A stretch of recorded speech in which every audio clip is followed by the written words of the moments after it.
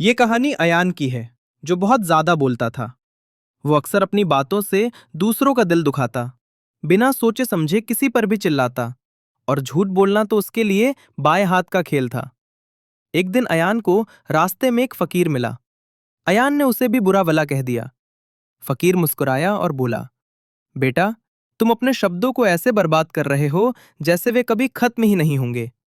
लेकिन याद रखना, हर इंसान के हिस्से में शब्दों की एक गिनती होती है। अगले दिन जब अयान उठा तो उसने देखा कि उसकी कलाई पर चमड़ी के अंदर एक डिजिटल मीटर चमक रहा था। उस पर लिखा था 100 अयान। घबरा गया। उसने अपनी पत्नी से पूछा, ये क्या है? जैसे ही उसने ये 3 शब्द बोले, मीटर पर नंबर बदलकर 97 हो गया। उसे एहसास हुआ कि फकीर की बात सच थी। अब उसके पास पूरी जिंदगी जीने के लिए सिर्फ 97 शब्द बचे थे। अयान अब बोलने से डरने लगा।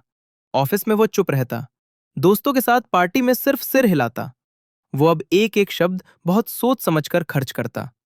जल्द ही उसने महसूस किया कि जब वह कम बोलता है तो लोग उसकी बात ज्यादा ध्यान से सुनते हैं। उसकी कड़वाहट खत्म हो गई और वह शांत रहने लगा। लेकिन मीटर का नंबर धीरे धीरे गिरता रहा। 50.30.10। एक रात अयान अपनी बेटी के पास बैठा था।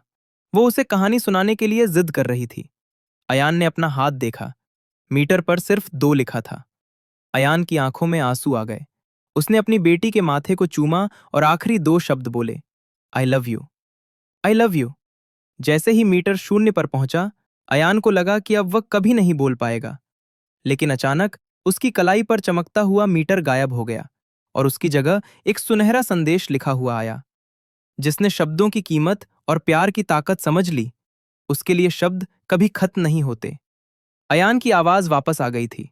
अब वह तभी बोलता था जब उसके शब्दों से किसी का भला हो। हमारे शब्द बहुत कीमती हैं। किसी का दिल दुखाने के लिए हजारों शब्द बोलने से बेहतर है कि किसी को खुशी के लिए 2 अनमोल शब्द बोले जाएं।